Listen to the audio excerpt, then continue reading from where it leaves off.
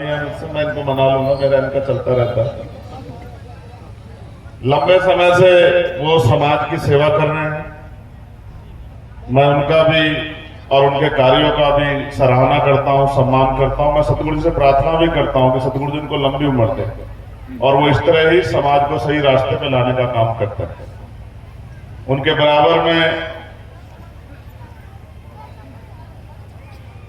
महात्मा रोशनीदास जी, जिनका आशीर्वाद सानिध्य हमें हमेशा मिलता रहा, वो भी यहाँ उपस्थित हैं। मैं उनके लिए भी सतगुरु जी से प्रार्थना करता हूं कि उनको भी सतगुरु जी दीर्घायु करे और उनका आशीर्वाद भी समाज को, हम सब लोगों को मिलता है। मेरे बाएं तरफ महात्मा महिपाल दास जी, उनका आशीर्वाद भी हमेशा हम लोगों को मिलता रहा। मैं उनके लिए भी सतगुरु जी से प्रार्थना करता हूँ। जितने भी संत यहाँ बैठे हैं, जितने भी गुरु हमारे यहाँ बैठे हैं, जो अपना घर परिवार छोड़ के समाज को सही रास्ते पर लाने के लिए अपने जीवन की सुख सुविधाएं छोड़ के काम कर रहे हैं, मैं उन सभी गुरुओं का भी आदर पूर्वक उनको सतनाम भी करता, उनके लिए दीर्घायु होने की कामना भी करता। ये मेरा घर है मांडूवाला। इस पूरे क्षेत्र में कोई ऐसा घर नहीं जिसमें मैं ना गया। हमारे प्रधान जी यहाँ बैठे हैं, विजयपाल जी, भाई ब्लॉक प्रमुख पूर्व जिला पंचायत सदस्य वर्तमान हंसराज जी यहाँ बैठे हैं, बड़े भाई सतीश कुमार जी शायद अभी यहाँ थे, दिख नहीं रहे, वो भी यहाँ थे। गुरु जी हमारे सब लोग बैठे हैं, सीनियर लोग। हमने इन्हीं के आशीर्वाद में जो है, इन्हीं के निर्देशन में, इनके आशीर्वाद से आगे बढ़ना सीखा है। गुरु जी भूप सिंह जी यहाँ हैं, ये हमारे गुरु भी हैं और गुरु का दर्जा माँ बाप से बड़ा होता है। इनके सानिध्य में हम लोग पढ़े हैं। मैं कुदरत से सदगुरु महाराज से इनके लिए भी प्रार्थना करता हूँ कि सदगुरु जिनको भी लंबी उम्र दे और इनका आशीर्वाद हम लोगों को मिलता रहे। और भी भाई, छोटे भाई अनिल जी यहाँ हैं, जिनका बहुत बड़ा योगदान रहा है। हमारे नेता, हमारे संगठन के अध्यक्ष भाई नेतर सिंह जी भी यहाँ हैं और भी बहुत सारे जिम्मेदार साथी यहाँ हैं। और कोई ऐसा नहीं है यहाँ से वहां तक जो जिसने मुझे संघर्ष करते ना देखा हो। किसी ना किसी रास्ते पे कहीं ना कहीं हम लोग टकराए हैं और मैंने कोशिश की है कि जितनी हिम्मत मेरे में है मैं उस काम को कर सकूं। आज आपके आशीर्वाद से, विश्वरत्न डॉक्टर बाबा साहब अम्बेडकर जी के आशीर्वाद से, उनके रास्तों पे चल के, मानव काशीराम साहब के रास्तों पे चल के हम उनके अधूरे काम को पूरा करने का प्रयास कर रहे हैं। कहां तक चल पाएंगे ये नहीं पता, लेकिन कोशिश कर रहे हैं, पूरी ईमानदारी से कर रहे हैं और जब तक जीवन रहेगा हम लोग की कोशिश करते रहेंगे। मैं अब मेरा सत्संग में जाना कम हो गया थोड़ा सा। उसका कारण ये है कि समय की परेशानियां हैं। पार्लियामेंट में जब पार्लियामेंट से जुड़े काम है, अपने क्षेत्र से जुड़े काम है, देश की में बहुत सारी समस्याएं हैं, उनकी वजह से समय कम लगता है। लेकिन ऐसा नहीं कि सत्संग से मेरा प्रेम कम हो गया, क्योंकि सत्संग से प्रेम कम हो ही नहीं सकता। आप जब सत्संग में आते हैं तो मैं उम्मीद करता हूं कि आप सत्संग से कुछ सीख के जाएं। आप सत्संग में जाते हैं, कुछ सीख के नहीं आते हैं, जैसे खाली हाथ जाते हैं वैसे खाली हाथ वापस आ जाते हैं, तो सत्संग में जाने का क्या फायदा। 4-6 घंटे बैठ के बंदगी करके माला फूल चढ़ा गुरु जी के चरणों में चढ़ा के और फिर घर जाके आप सत्संग के विरोध में जाके काम करते। इतने लोग इधर बैठे, उनसे भी कह रहा हूं, अगर मैं आपको तो समाज के तौर पे कहना चाहता हूं, सभी लोगों को कह रहा हूं, अपने बच्चों में सुधार पैदा करें। ये जो शराब पी रहे हैं, ये जो और तमाम तरह का नशा कर रहे हैं, ये जो गलत रास्तों पर चल रहे हैं, किसी और के बच्चे नहीं है। आप झांक के देखो, हमारे आपके बच्चे। हम सत्संग में आते हैं, हमारे बच्चों में इसका कोई असर नहीं। इसका मतलब सत्संग को हम यहां तक सीमित रखते हैं, घर में हमारे सत्संग का कोई जिक्र नहीं होता। और हमें जब हम अपने गुरुओं की वाणियों पे नहीं चलेंगे, उनके विचारों पे नहीं चलेंगे, पैर छूने से अगर शक्ति प्राप्त होती तो मैं भी गुरु जी के पैर छू के गुरु जैसा बन जाता, संभव नहीं है। असल है कि हम उनकी वाणियों पे चले, उनकी वाणियों को के प्रचार प्रसार काम को आगे बढ़ाएं और हमेशा उनकी वाणियों के आधार पर अपने जीवन को जिए। सत्संग क्यों होता है? सत्संग में वो महान पुरुष, महान जो है व्यक्ति को अपने सतगुरु जी के पक्ष में, सतगुरु जी के वाणियों को अपनी मुख से रखते हैं कि भाई इन वाणियों पे चलना है, इस विचार पे चलना है। अगर आप उस पर नहीं चलते तो आपके जीवन में कैसे तब्दीली आ जाएगी? गरीबी, बेबसी, लाचारी, भूखमरी, बीमारी, तमाम तरह की परेशानियों से घिरा हुआ समाज जब तक अपने गुरुओं की वाणियों पर खड़ा होकर, उनके विचारों पर खड़ा होकर आगे नहीं बढ़ेगा, तब तक वो समाज में बहुत बदलाव नहीं हो सकता। हम सत्संग सुनते हैं, फिर भी हमें दहेज चाहिए। सत्संग में सिखाते हैं कि गुरु महात्मा लोग हमारे के दहेज लिया करो, है? जिसका बच्चा कामयाब हो जिसको दहेज चाहिए। कौन से इस महाराज जी बैठे बता, कौन सी शादी है जो बिना शराब की होती महाराज जी? मंडा होगा तो शराब, बारात होगी तो शराब, बारद्वारी होगी तो शराब, गुड़चड़ी होगी तो शराब। कौन सा समाज है? तीजा होगा तो शराब, तेरहवीं होगी तो शराब। ऐसे बदल दोगे समाज?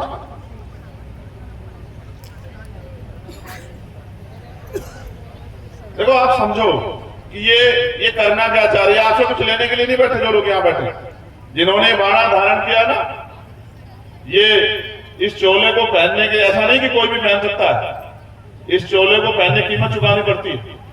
जब आप इस चोले को पहन के निकलते हैं तो कई तरह के आरोप का सामना भी करना पड़ता है, कई तरह के परेशानियों का सामना भी करना, कई बार भूखे पेट में रहना पड़ता है, बहुत सारी परेशानियां होती। ये अपना काम नहीं कर रहे, ये अपना जीवन जी सकते हैं। ये हमारे और हमारे बच्चों को, हमारे क्षेत्र को सुधारने का प्रयास करें। इसलिए सत्संग हो रहा है। इस क्षेत्र में एक ऐसी जो है विचारधारा, एक ऐसा विचार जाए कि जो परेशानियां, जो कुरीतियां, जो तमाम तरह की बुराइयां हमें हैं, उनको त्याग जाए। आज जब हम यहाँ इकट्ठे हुए हैं तो बुराइयों को त्याग के यहाँ से जाएं। ऐसा नहीं कि यहाँ से जाने के बाद कल फिर वही काम करें। अगर हम ऐसा करते हैं तो हम कोई सत्संग नहीं कर रहे और हम किसी सत्संग का हिस्सा नहीं बन रहे। भीड़ जुटाने से कुछ नहीं होता, इससे 50 गुना भीड़ जुटा दो और वो भीड़ जाके कल फिर उसी काम का हिस्सा बने जिसका वो बन रही थी। इससे बदलाव नहीं होगा। अगर बदलाव करना है तो सबसे पहला बदलाव अपने अंदर करो, दूसरों को बदलने की वो छोड़ो कि दूसरे अच्छे हो जाए। आप अच्छे हो जाओगे, सब अच्छे हो जाएंगे। जब तक आप अच्छे नहीं होंगे तब तक कोई अच्छा नहीं होगा। और मैं तो अपनी माओ बहनों से हाथ जोड़ के कहूंगा, आपकी संख्या बहुत है यहाँ। अपने देखो, 2 नाव पे सवार होंगे ना तो फिर गिरना आपका निश्चित है। एक नाव पे रहो। अगर सत्संग में आते हो, गुरुमुखी बनते हो, तो फिर सतगुरु रविदास जी महाराज के विचारों पर ही चलते। ऐसा नहीं कि यहाँ सत्संग में तो सतगुरु जी के विचारों पर, घर जाके किसी और के विचारों पर। इससे नहीं बदलाव हो सकता कि गुरु जी गलत तो नहीं कह रहा हूं। रहना पड़ेगा, नहीं रहना पड़ेगा एक ही नाव में। एक नाव से ज्यादा नाव में रहोगे तो आप गिरोगे और डूबोगे। तो एक नाव में रहो। और ऐसा दुनिया में कोई संत नहीं हुआ, संतों में भी शिरोमणि, जिन्होंने पूरी दुनिया को प्रेम, भाईचारा, एकजुट होकर, बुराइयों को त्याग कर आगे बढ़ने का संदेश दिया। ऐसे कुलगुरु, जगत गुरु सतगुरु रविदास जी महाराज की संतान है हम लोग, जिन्होंने बेगमपुरा राज का संदेश दिया। बेगमपुरा राज यानी कि बिना गम का राज, जहां किसी की जिंदगी में कोई गम ना हो, जहां कोई छोटा बड़ा ना हो, जहां कोई किसी बहन बेटी का अपमान ना हो, जहां किसी की हत्या ना हो, जहां किसी को सताया ना जाए, जहां कोई बहुत अमीर ना हो कि गरीबों का मजाक उड़ाए, ना कोई इतना गरीब हो कि वो बेबस हो जाए, जहां सब लोग बराबर हो, बहन बेटियों का भी सम्मान हो, पुरुषों का भी, ऐसा राज। और उनकी संतानें जानती नहीं और फिर कहती है कि भाई हम बीमार हैं, हमारे घर में परेशानियां हैं और तमाम तरह की मुसीबतें हमारे सर है। तो आप अपने गुरुओं को पढ़ो, जानो, उनके उस रास्ते पे चलो। मैं तो गुरु जी को पढ़ता हूँ, मैं वाणियां तो मुझसे अच्छी सुना देंगे संत लोग आपको। मैं उनकी वाणियां सुना के क्यों कहूँ कि भाई मैं वाणियां जानता हूँ? मैं वाणियां बहुत जानता हूँ, लेकिन ये महात्मा लोग सब लोग वाणियां सुनाते हैं। मेरा काम तो एक ही है जो मेरी समझ में आता, जो सतगुरु रविदास जी महाराज भी कह के गए हैं कि रविदास मानुष करी बसनु सुकर है दुई ठाव, एक सु सवराज माही दूसर मरकट गांव। जब ये वाणियां सुनाते हैं तो हिंदी में नहीं बताते शायद, तो आपको पता नहीं समझ आती नहीं आती, लेकिन मैं जो बता रहा हूं मैं उसको हिंदी में बता रहा हूं। सतगुरु जी ने ऐसे ही सत्संग में उनके एक चेले ने उनसे पूछा कि सतगुरु जी हम खूब मेहनत करते हैं, खूब परेशानी उठाते हैं, खूब दिन रात संघर्ष करते हैं, फिर भी हमारे जीवन में सुख सुविधा क्यों नहीं है? तो गुरु जी ने कहा रविदास मानुष करी बसनु सुकर है दुई ठाव, कि सुख शांति का जीवन जीने के 2 ही रास्ते हैं। एक स्वराज माई, अपना राज लाओ, और दूसरा मरघट गांव, कि जीते जी तो मिलेगा अपने राज में सुख शांति और मरने के बाद मिलेगा शमशान घाट में कब्रिस्तान। अब आपकी इनमें से जोन सी इच्छा उसको ले लीजिए। जिसको सुख शांति मरने के बाद चाहा वो मरने का इंतजार करो, और जिसको जीते जी चाह वो राज लाने के बारे में सोचो। और बिना राज के आप किसी का भला नहीं कर सकते। जब तक राज नहीं आएगा आपका भला नहीं हो सकता है। जब राज आएगा, मैं नहीं कह रहा हूं यहां संत बैठे मैं झूठ बोल रहा हूं, बताओ जी, मैं झूठ तो नहीं बोल रहा। ये वाणी गुरु जी की है नहीं है, बताओ बताओ भाई संतोष सब लोग। महाराज रविदास जी की है नहीं, मेरी तो नहीं है। तो महाराज जी 600 साल पहले इनके इससे में क्या आया, ठेंगा ठेंगे तो इनका जीवन बदल जाता। जब तक आप अपने गुरुओं के रास्ते पर, कौन लाओगा बेगमपुरा राज, कौन लाओगा? जब जो उनके अनुयायी हैं, जो उनके औलादे, वो तो चल नहीं रही इस पे, और कौन ला देगा बेगमपुरा राज?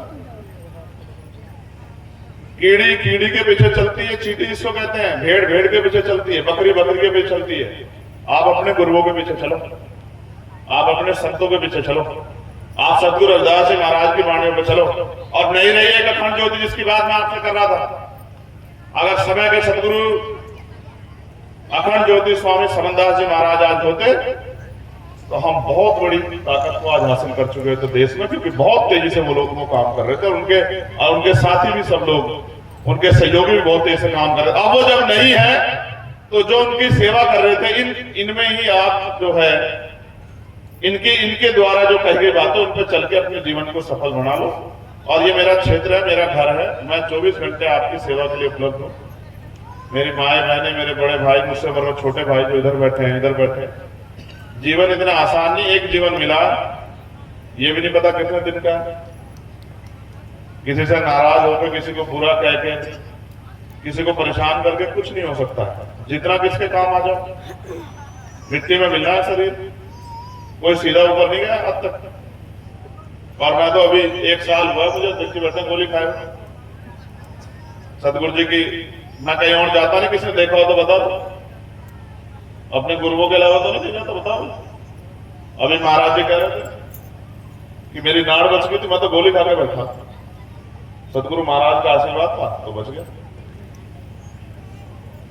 आप भी सतगुरु जी के रास्ते पे चलो, आपको मुसीबतें नहीं आएंगी, ठीक है। बस मैं फिर आपसे कहूंगा, ये मेरा घर है। जिस दिन आपकी समझ में आ जाए कि मेरे साथ खड़े होकर ताकतवर बनना है, उस दिन फिर मेरा साथ देना शुरू कर देंगे।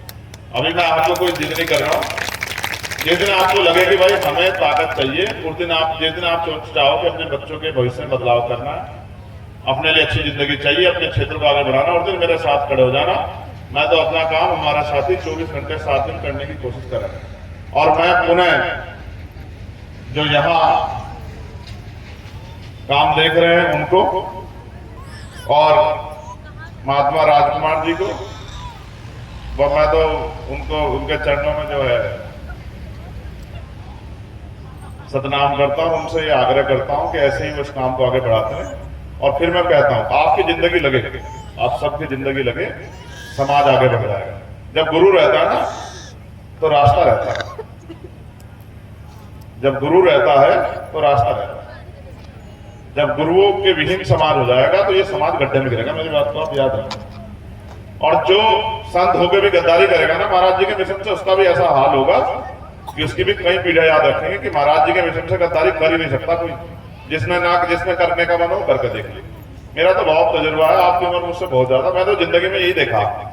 2000 हमारे साथी जानते हैं, 2006 में मेरे पिताजी ने मेरे हाथ में लाठी ली थी समाज की, और आप तो गुरुजी बैठे हैं, बताओ मैं इनके आगे पैदा हुआ हूँ, ये सब बैठे हुए हैं, गुरुजी बैठे हैं।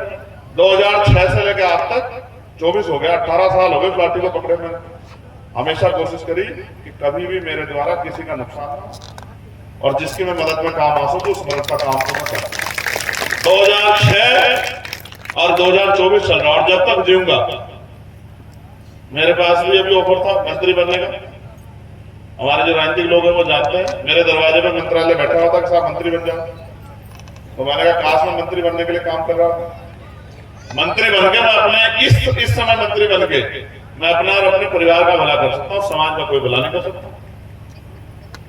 तो मंत्री बनाए, यही बनाएगा समाज, लेकिन तब उसका मजा तब आएगा जब राज अपने हाथ में होगा, जब इस कलम में इतनी ताकत होगी कि आपकी गरीबी, बेबसी, लाचारी मिटा सकता हूं, तब जाके आनंद आएगा। मेरे अकेले के मंत्री बनने से कुछ होने वाला नहीं। जब इतनी ताकत होगी कि आपके बच्चों के लिए अच्छे स्कूल, अच्छे कॉलेज, अच्छे हॉस्पिटल, अच्छे विद्यालय, अच्छे विश्वविद्यालय, अच्छे उद्योग धंधे और तमाम तरह की जो परेशानियां आपकी वो हल कर सकता हूं, उस दिन कहूंगा कि कुछ करने लायक हो, अभी तो अपनी जिंदगी में काम कर रहा हूँ। और मैं आप सबके लिए भी, जितने संगत यहाँ पहुंचे उनके लिए भी प्रार्थना करता हूँ। ये जो भाई हमारे ये जो काम कर रहे हैं, इनका भी योगदान है, इनका भी योगदान है। ये अगर कि अपना काम छोड़ देंगे 2 मिनट को, तो यहाँ बोलने वाले का की हिम्मत नहीं पड़ेगी।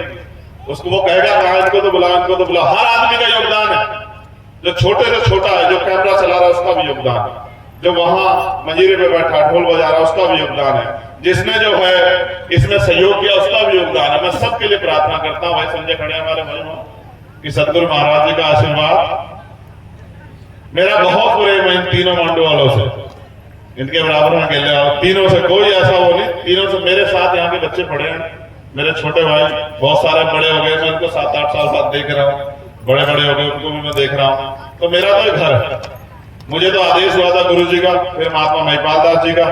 इनका फोन नहीं उठा तो नाराज हो रहा है। इनको मैं, ये घर का मामला है, मेरे बहुत प्रेम है मेरे लिए।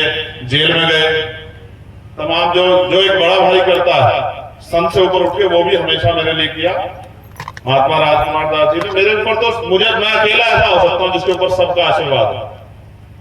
मेरे भाई नीलम सिंह जी बैठे, मेरे ऊपर तो सभी का आशीर्वाद रहा, और मैं उम्मीद करता हूं कि भविष्य में भी इनका आशीर्वाद ऐसे ही मेरे साथ रहेगा। बहुत बहुत धन्यवाद। जय गुरुदेव, धन गुरुदेव। बोलिए संत श्रोमणी सतगुरु रविदास महाराज की, सतगुरु रविदास शक्ति, सतगुरु रविदास शक्ति। बहुत बहुत धन्यवाद आप सबके लिए। मंगल।